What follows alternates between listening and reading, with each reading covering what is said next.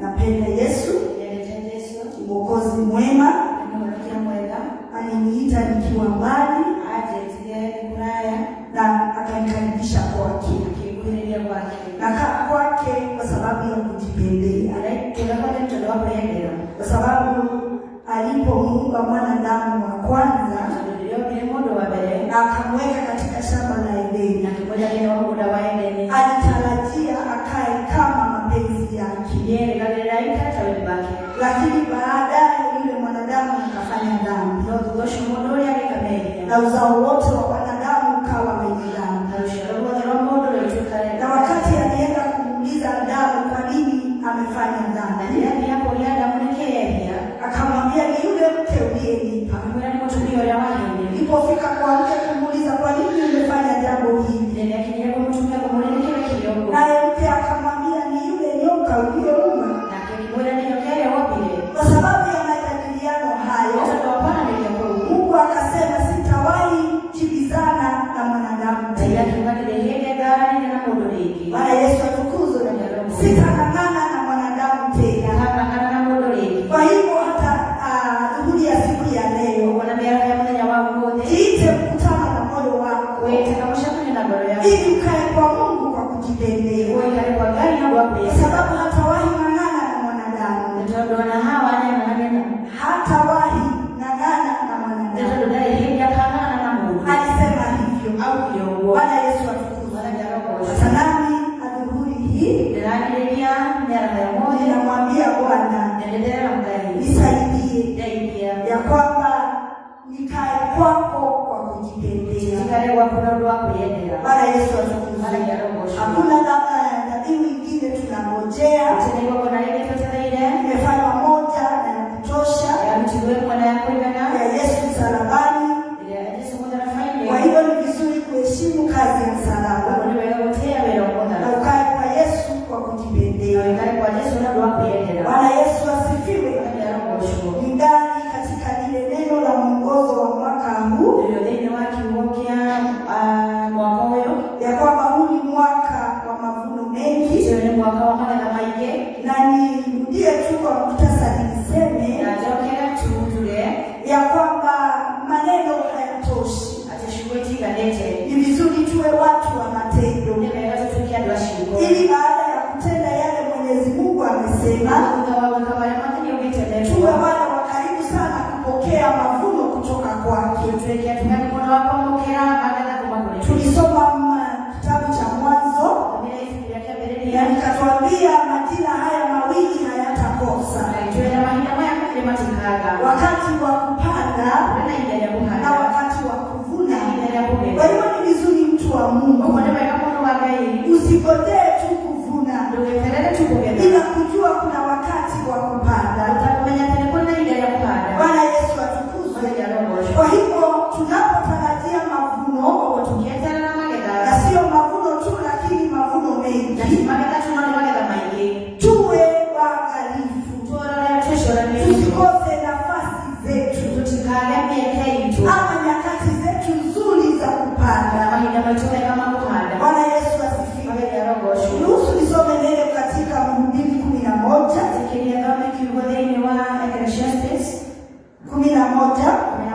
nianze mstari wa kwanza. Jishughulishe na biashara hata kama kwa kubahatisha, yawezekana baadaye ukapata chochote kile.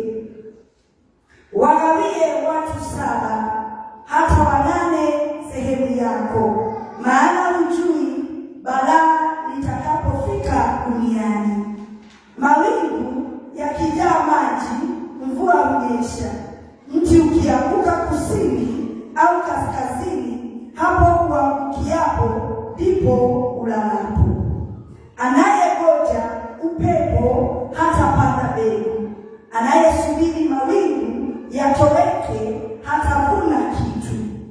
Usivyojua jinsi uhai na unavyoingia katika mifupa ya mtoto tumboni mwa mama yake, kadhalika huwezi kuelewa matendo ya Mwenyezi Mungu ambayo hufanya kila kitu. Panda mbegu asubuhi na jioni, usiache kupanda, maana hujui zipi zitaota, za asubuhi, za jioni, au zozote zitakuwa nzuri. Bwana Yesu asifiwe. Niende katika kitabu cha Ruthu. Ni hadithi ambayo tunaielewa vizuri. Hadithi ya Ruthu. Ruthu 1 Ndiye nipate haraka. Ruthu 1 mstari wa 6.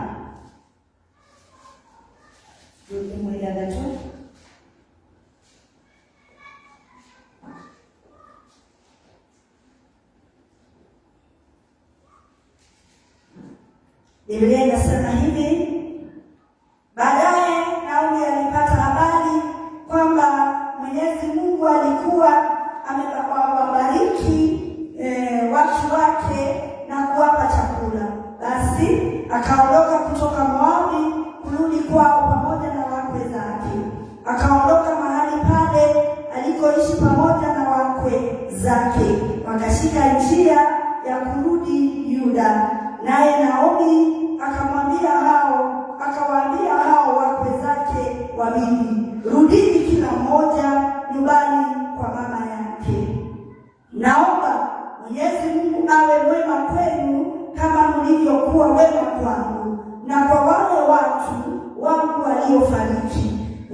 Mwenyezi Mungu awajalie kila mmoja wenu apate mume na nyumba yake. Kisha Naomi akawaaga kwa kuwabusu, lakini wao walianza kulia kwa sauti na kumwambia, la hasha, tutakwenda pamoja nawe kwa watu wako. Naye Naomi akawasihi, rudini binti zangu. Je, mnafikiria naweza kupata tena watoto watakaokuwa waume zenu? Rudini nyumbani kwenu binti zangu, kwa maana mimi ni mzee mno, siwezi kuolewa tena. Hata kama ningesema ninalo tumaini, na hata kama ningepata mume usiku huu na kupata watoto, je, mngeweza kungoja mpaka wakue? Je, mngeweza kujizuia msiolewe na waume wengine?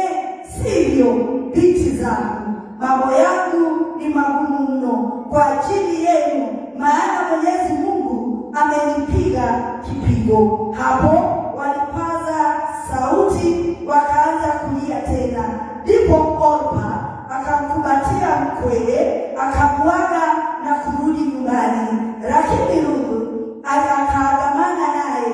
Basi Naomi akamwambia Ruthu, tazama, dada yako amerudi nyumbani kwake kwa Mungu wake, basi nawe pia urudi umfuate dada yako. Lakini Ruthu akamjibu, usinisihi nikuache wewe, wala usinizuie kufuatana nawe. Popote utakapokwenda ndiko nami nitakapokwenda, ukaapo nitakaa. Watu wako watakuwa watu wangu, na Mungu wako atakuwa Mungu wangu. Pale utakapofia, hapo nitakufa nami, na hapo nitazikwa. Mwenyezi Mungu anipe adhabu kali kama nikitenganishwa na wewe. Bwana Yesu asifiwe. Niende hiyo Ruthu 2. Nisome pengine mstari wa 14. Ni hadithi nzuri, kiweza kusoma kitabu cha Ruthu yote itakuwa vizuri. Wakati wa chakula, Boazi alimkaribisha Ruthu akamwambia, karibu hapa, njoo ule mkate, pia uchovye ndani ya divai. Kwa hiyo Ruthu akaketi pamoja na wavunaji, na Boazi akampa nafaka iliyokaangwa, akala akashiba hata akabakiza. Niluke mstari wa 17. Basi Ruthu aliendelea kuokota masuke mpaka jioni, na baada ya kupuna hiyo shahiri alipata debe moja na zaidi. Kisha akachukua mavuno hayo hadi mjini na kumwonyesha mama mkwe wake kiasi alichookota. Bwana Yesu atukuzwe. Niluke niende sura ya mwisho ya Ruthu, sura ya 4 mstari wa 10. Niruhusu nisome kwanza. Zaidi ya hayo, Ruthu Moabi mjane Maloni 10. Zaidi ya hayo, Ruthu Moabi mjane wa Maloni nimemnunua ili awe mke wangu. Mapatano haya yatafanya mali ya jamaa ya marehemu na ukoo wake kubakia kwa watu wake katika mji huu. Nyinyi ni shahidi. Bwana Yesu asifiwe. Nimeanza kwa kusoma neno katika Mhubiri na ilikuwa inatuambia tujishughulishe kwa biashara. Mwaka wa mavuno sio mwaka tu. Majira ya mavuno sio majira tu. Lazima ujishughulishe kwa jambo fulani na ufanye kitu. Bwana Yesu asifiwe. Mhubiri anasema jishughulishe kwa biashara, kwa sababu hujui kama imebeba mavuno yako. Hiyo inakwambia hakuna mtu anayegojea mavuno ambaye hafanyi kitu. Lazima uwe unafanya kitu. Kanisa, wacha tujishughulishe kwa biashara ya kifalme. Tujishughulishe na kazi zetu hata za nyumbani. Tufanye kitu. Tusiitwe wazembe. Bwana Yesu asifiwe. Na Biblia inatuambia hata tunapoenda kupanda mbegu tupangie watu 7. Haleluya. Tupangie watu 7.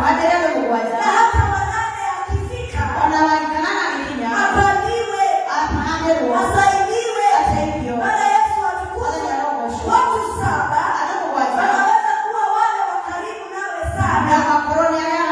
Na kama ni mwaka wa mavuno, lazima ujishughulishe kukuza maisha ya mtu.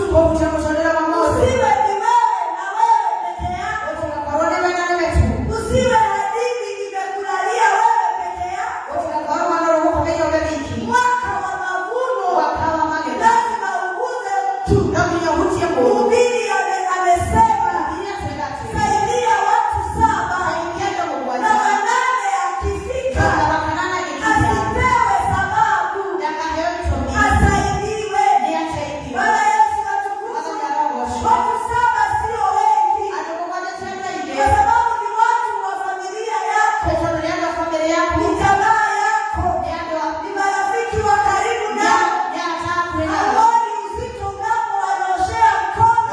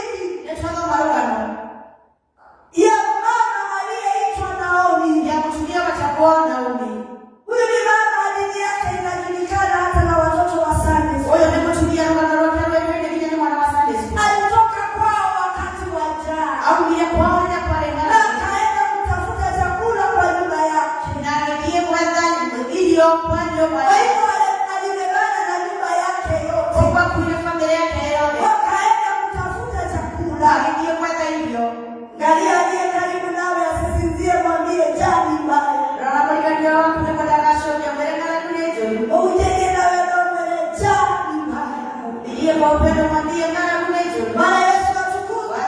Kukosa ni kitu baya. Wakati kiendo kio. Kuomba si jambo nzuri. Haya chodo moyo. Naombi akajiangalia. Naombi kero. Naona jai imefika katika nchi yao. Akiona magu ni wao na mafurori wao. Wakapangana na mume wake. Wakapangana na mchungaji wao. Wote wakatafute chakula. Wakapangana na majima gani gani.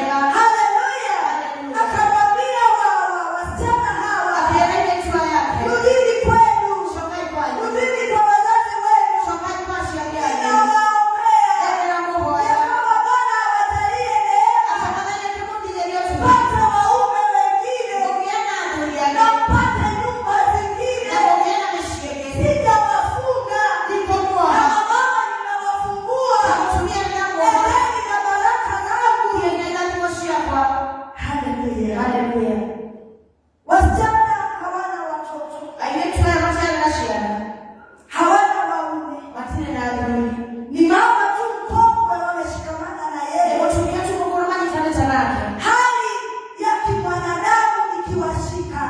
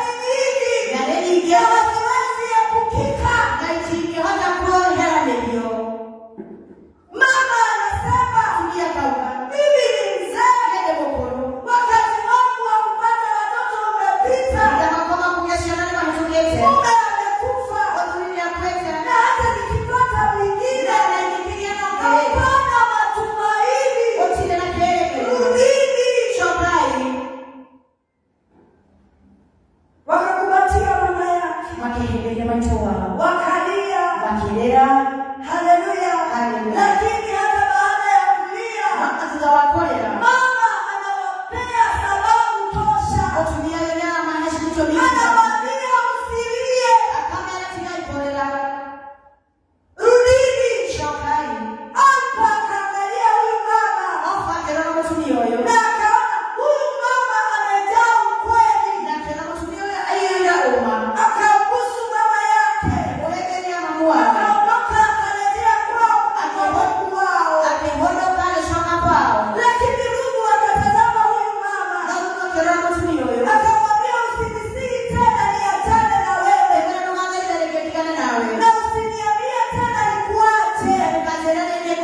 Kwako utakuwa kwangu. Watu wangu watakuwa watu wetu.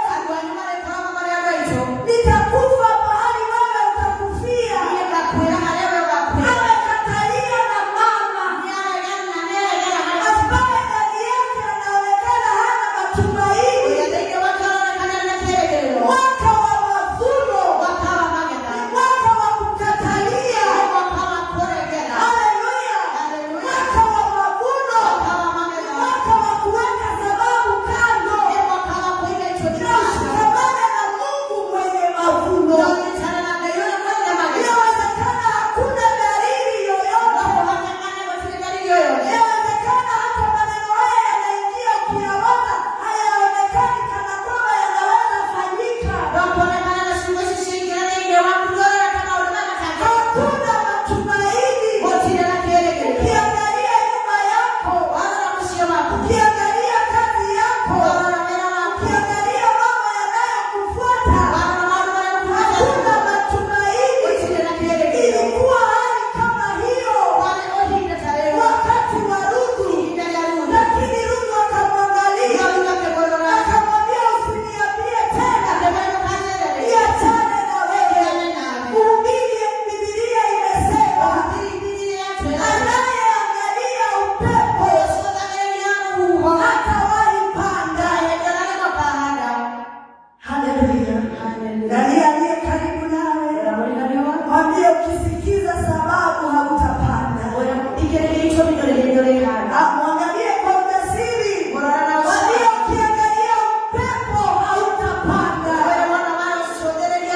Na hata kama mavuno iko, ukiangalia mawingu utakosa kuenda kuvuna.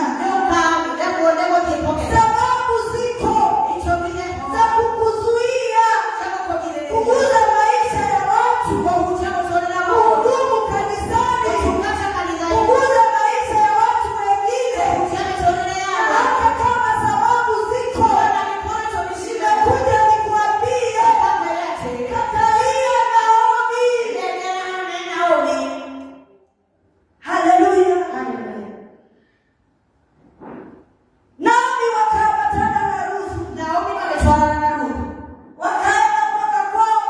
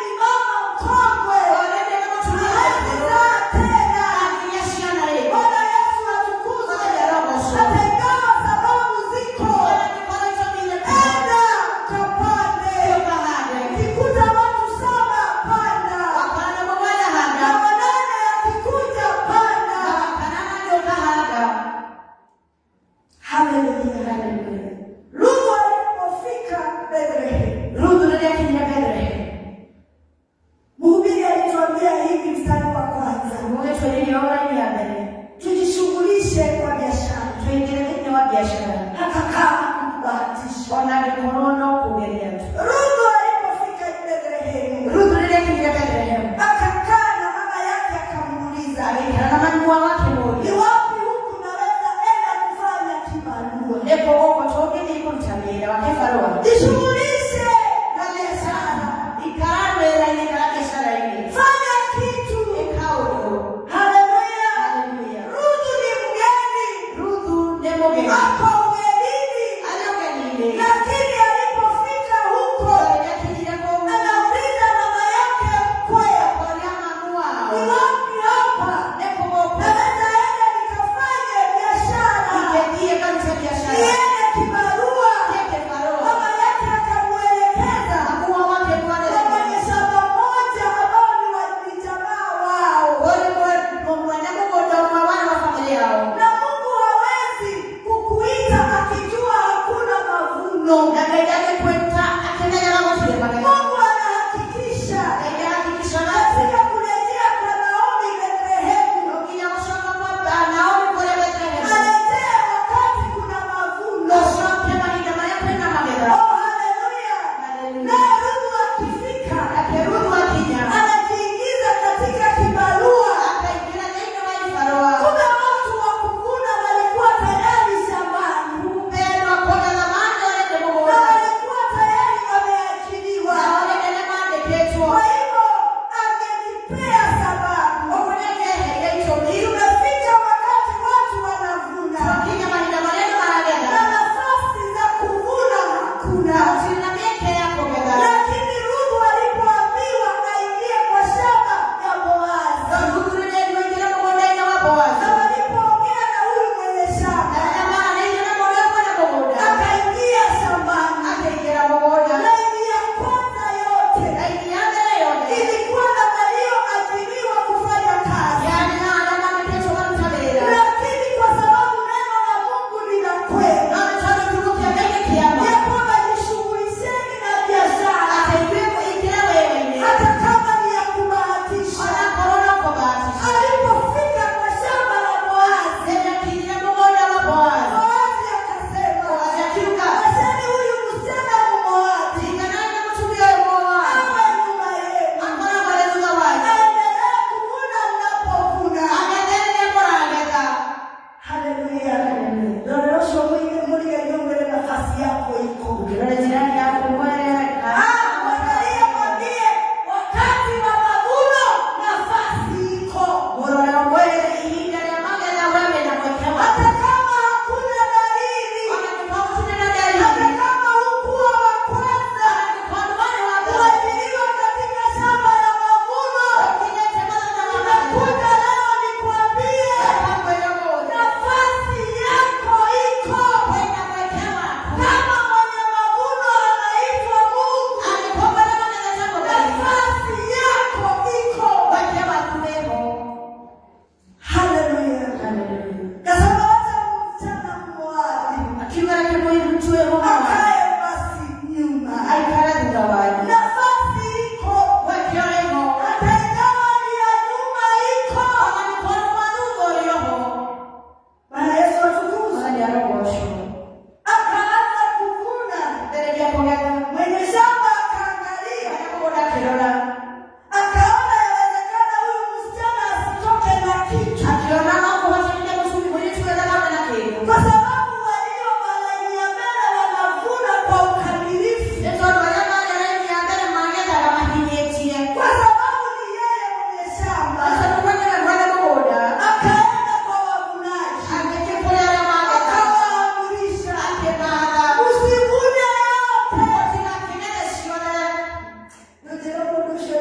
Nafasi ya kweleko epokino kama ukomandeli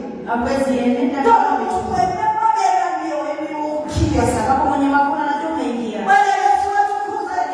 Akaenda kwa wavunaji, akawaambia usivune yote. Wakati mnavuna ubakishe. Nani anabakishiwa? Ni msichana Mmoabu. Jishughulishe kwa biashara. Ni mwaka wa mavuno. Mwenye mavuno anajua. Kwa nini amekuingiza hata kama kulikuwa na wengine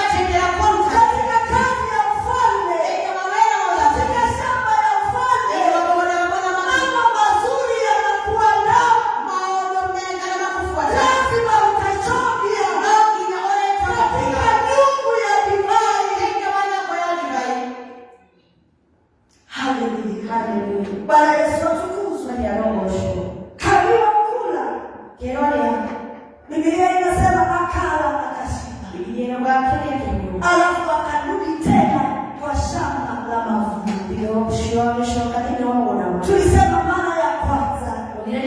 Ya kwamba masaa ya wakati wa kuvuna ni mengi. Maida makoga ya neema hii. Masaa lazima uyatumie vizuri. Madama bila mambo ndio. Na lazima yawe masaa mengi. Na ndio mambo maana kama hivi. Bwana Yesu atukuzwe.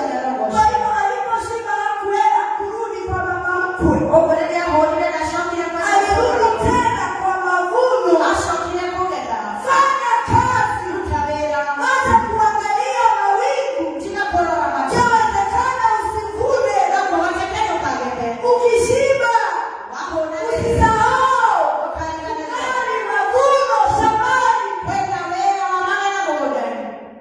Haleluya. Bwana Yesu asifiwe. Jioni ilipofika akabebana na mavuno yake. Biblia inasema ilikuwa zaidi ya debe moja. Haleluya. Mtu anayevuna wakati wengine wamevuna anapitia kwa mabaki ya mavuno, lakini amejaza debe na kwa sababu aliyeahidi mavuno anaitwa Mungu. Na akisema utavuna, lazima utavuna. Bwana Yesu asifiwe. Lutu akamwendea mama mkwe akiwa amebebana na mavuno ya debe na ikamshangaza Naomi, lakini Naomi akajua tena ameanza kupata kibali. Wakati wa mavuno ni wakati wa kupeleka. Oh, haleluya. Bwana Yesu atukuzwe. Umechukiwa miaka mingi, umeonewa miaka mingi, umenewa miaka mingi. Historia ya Moabi itakwisha wakati wa mavuno. Haleluya. Tukaingia katika sura ya 4. Kuna mambo ambayo Ruthu aliambiwa na Naomi ayafanye. Akiendelea katika kuingia katika shamba la Boazi. Na siku moja akaambiwa hata leo uone vizuri na ujipake mafuta yaliyo na manukato.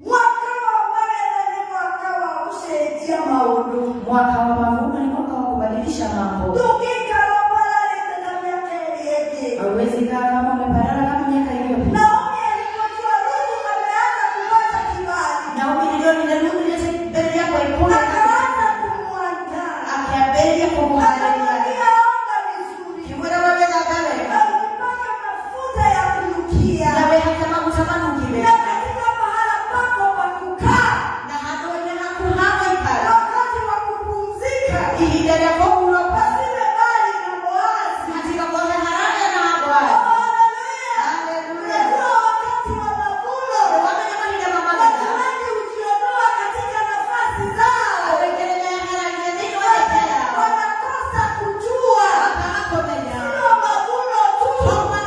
Kuna mambo mazuri yanayobebana na mavuno. Unakutoka katika nyungu ya divai.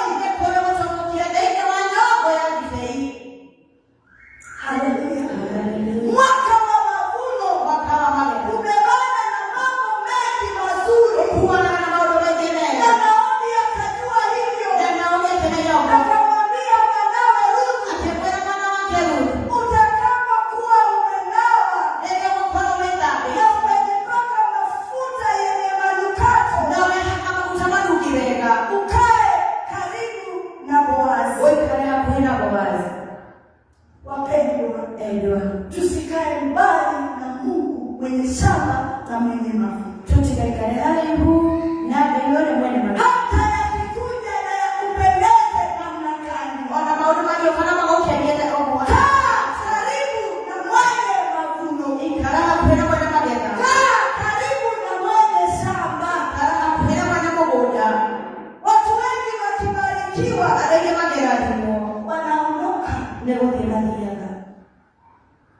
tunaanza tukiulizana fulani alienda wapi? Kumbe aliona tu mavuno, ikamfurahisha akaondoka. Na hakujua katika kikapu cha mavuno kuna mambo mengine mazuri. Oh, haleluya. Kaambiwa kaa karibu na yeye. Naomi alijua huyu mtu wa nyumba yao pengine atatoa neno. Haleluya. Na kwa kweli tumesoma akampoza Ruthu na akamwambia akasema, ningetaka kuendelea uzao wa marehemu. Oh, haleluya. Msichana wa Moabi ana historia nzuri. Kile alifanya, alikataa kukubaliana na sababu za kutopanda. Akapanda kwa kubebana na mama mkongwe. Alipofika Bethlehemu, akajishughulisha kwa kazi ya kibarua, asiwe mzembe. Bwana Yesu atukuzwe. Kibali kimemfuata, amepozwa na Boazi. Kutoka hapo akawa mama mwenye shamba. What God does in the year of harvest is permanent. Haleluya. Usiseme atanibariki miaka ingine nitaabike. Kubaliana na neno la Mungu siku ya leo ya kwamba kama utakaa karibu na Boazi aliye mwenye shamba, yeye mwenye mavuno, na usiondoke kwake, kile atakachotenda itakudumu. Bwana Yesu atukuzwe. Ruthu akawa mama mwenye shamba. Ruthu akawa mke wa boma. Baadaye akamzalia Boazi kijana akaitwa Obedi. Obedi akamzaa Yese, naye Yese akamzaa Daudi. Wokovu wetu umetokana na mizizi ya Daudi. Wakati wowote Yesu akitajwa, anatajwa akiwa wa nyumba ya Daudi.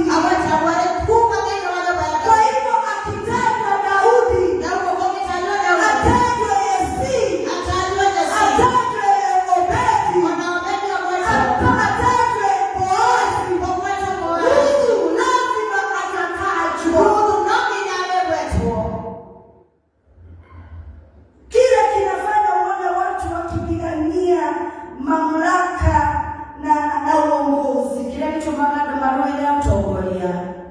Saa hii unaweza jiuliza kwa nini Ruto anang'ang'ania kiti mara tena. Na kuna pesa, na kuna kila kitu. Mwaka wa mavuno unakuondoa kwa mapenzi sasa ya hiyo pesa. Haleluya. Na unakuingiza katika matamanio ya jina nzuri. Haleluya. Bwana Yesu atukuzwe. Wengi wa watu ambao tunasema hawastahili kusimama, sisi watu wa kawaida, ipos yetu inakuwaga wako na pesa.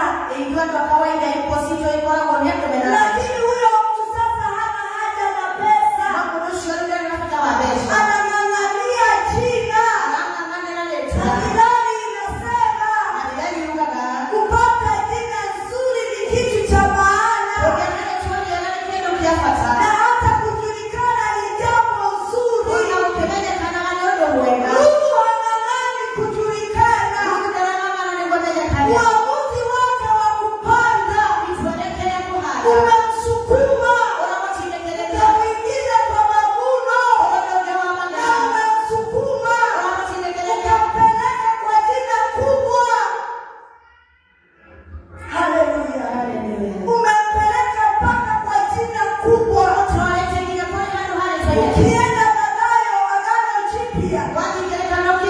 Sura ya kwanza inanena juu ya Yesu na ukoo wa Yesu.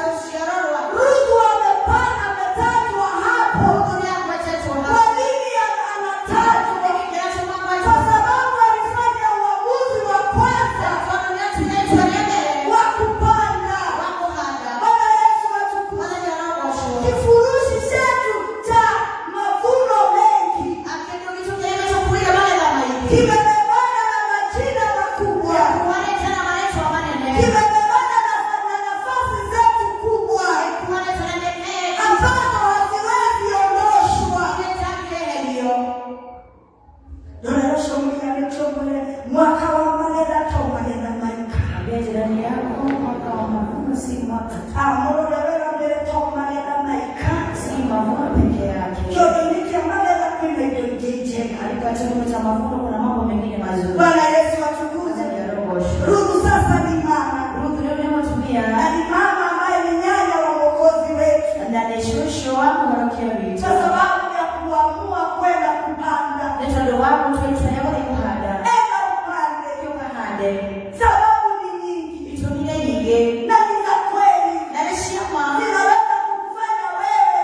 Na itume wewe. Ukose nafasi ya kupanda. Wale wote wako. Enda upande. Wewe kuhada. Haleluya. Haleluya. Kama kuna mavuno, lazima kuna mtu ataweka sababu kando. Aende apande. Hapa mkeweza wa Ruthu. Hata ingawa alikuwa wakati mmoja na uhusiano mzuri na Naomi. Kwa sababu ya kusikiza sababu. Hadithi yake inabaki Moabi. Na hata haipiti huko. Ukiniuliza mambo ya Orpa, nitakwambia tu hadithi ya Ruthu. Ukitaka hadithi yako ijulikane, enda upande na usisikize sababu. Haleluya. Bwana Yesu asifiwe. Handia watu 7 na hata wanane akikuja asipewe sababu ya kutolewa. Hana kwake. Mhubiri amesema hivi, ujui ni nini dunia imekubakia. Naweza fikiria, kwa sababu nimepangia watu wa nyumba yetu, nimewafanya mambo mazuri. Wakati dunia itafika na ripoti ngumu, watu wetu watasimama na mimi. Nimekuja nikwambie, ujui ni nini dunia imekupangia. Ukimaliza kupandia watu 7, enda hata wanane upande kwake. Ile usiwe na mtu wa jamii yenu atakushika mkono. Kuwe ni mtu wa 8 atakushika mkono. Simama na miguu yako. Mwaka wa mavuno. Usiwe na sababu ya kutovuna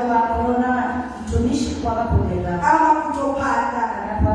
Ingawa Naomi ni mkongwe, hata ingawa hawezi zaa, hata ingawa kizaa huwezi ngojea wanawe wakuoe. Sababu hizo ni nzuri na ni za kweli, lakini zisikufanye ukose kupanda.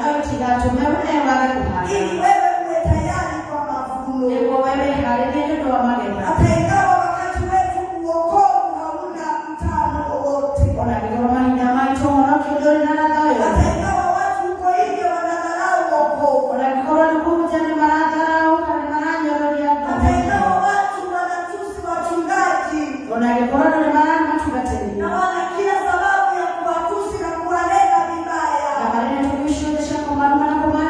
Wewe usisimame kwa sababu hizo. Enda upande mazuri. Bendera mazuri ya wokovu. Na mazuri ya wokovu ni kwamba imebebana na uzima wa milele.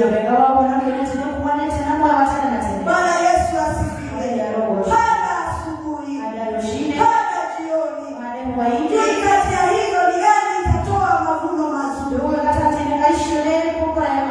Mikono yako isilegee. Mawazo yako yasilegee. Mwili wako usilegee. Mpaka ufanye uamuzi. Itafika kwa ushirika. Iende nipande. Haleluya. Itafika kwa maombi. Kiangalia baridi ya usiku.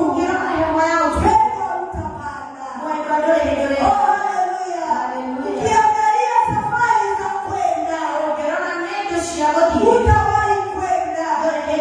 Bwana mwaka huu. Sababu ulizopeana zimetosha. Haziwezi hata fanana na sababu za Naomi.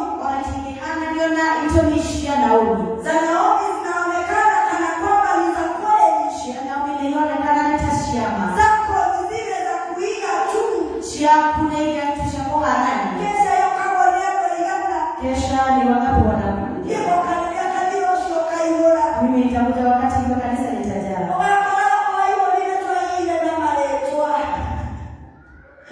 Haleluya. Bwana Yesu asifiwe. Hada ni mwaka wa mavuno. Kuna watu watakaa tu kwa sababu kalenda ziko kwao kwa nyumba na zimebeba ujumbe. Ni mwaka wa mavuno mengi.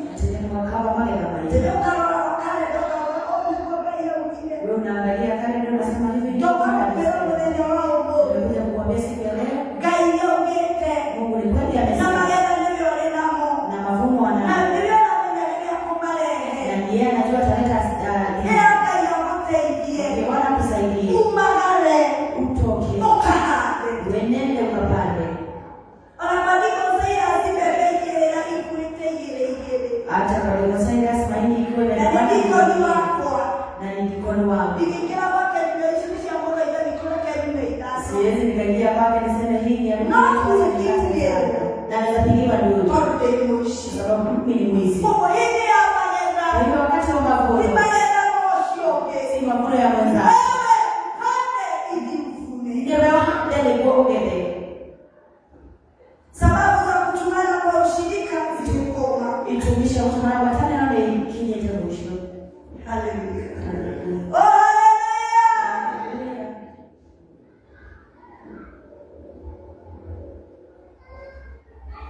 Niliambiwa wiki hii na mchungaji. Alipoenda kumtembelea mchungaji Jona. Akamwambia nataka kutoka ili niende kwa ushirika. Mzee Jona aliposikia hivyo. Akamwambia hata nani tutatoka na wewe na nirudishe hapa. Kuna mtu anatamani kufika kwa ushirika. Miguu inakataa. Na alipoambiwa baba utakaa. Akamwambia jambo lingine. Kama ningelijua singejengewa hii nyumba. Ningenunuliwa gari. Iwe ikipeleka mahali pote ninataka. Mtu anatamani. Wewe miguu iko. Hata ikiwa kidogo unaweza fika. Na ukiomba unaambia Bwana niongeze miaka. Nishibishe na miaka. Mungu si mdanganyifu. Utakachopanda utavuna. Haleluya. Bwana Yesu atukuzwe. Leo tukikuja asubuhi tulikuwa na dada yangu. Kamweka kanisani la mjini. Akaambia msichana wangu Joki. Ukitoka kanisa ukuje haraka. Ushirika wa dada ushirika wewe kwa mwana wa Yesu tumona. Tulipomweka tukaondoka. Tukakuja tuanatoka. Yoki akasema, Zokiruga. Kanisa ni daima. Kanisa ni daima. Ushirika ni tawi. Ushirika ni tawi. Nasi tukasema, na hiyo tuwaitoa. Nafasi ya ushirika ni ya kila mtu. Mweke wangu watane na ni wao mdogo. Vijana kina rufu. Adueleta. Ushirika si wa wamama na wazee na wakongwe. Watane na tayari wale koti hadi na ushirika. Kinyatu watane. Hata kuhubiri huko. Aberia kuhutia huko. Tunatengeneza yetu ya watu wa diaspora. Ndio ndio ya hata nasi tuwe na ushirika. Kitongea na watane. Bwana Yesu atukuzwe. Ni mwaka wa kupanda.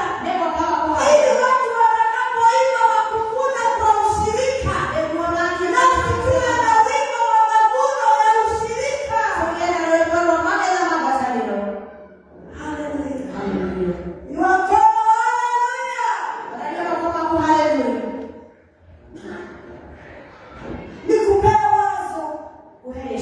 uko na vitu katika nyumba yako. Lazima ukiongelea kuhanda ki.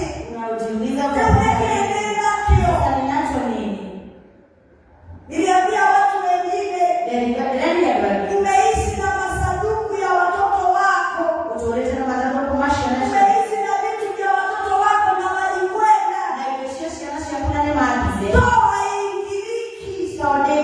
Vitu vimejazana huko. Children's homes zinafunguliwa. Wanahitaji blanketi. Yako umeweka. Ya mama ni ya wageni. Wanagombea kati nende unalea mkani anaka kiasi anapatikana kuemeleka.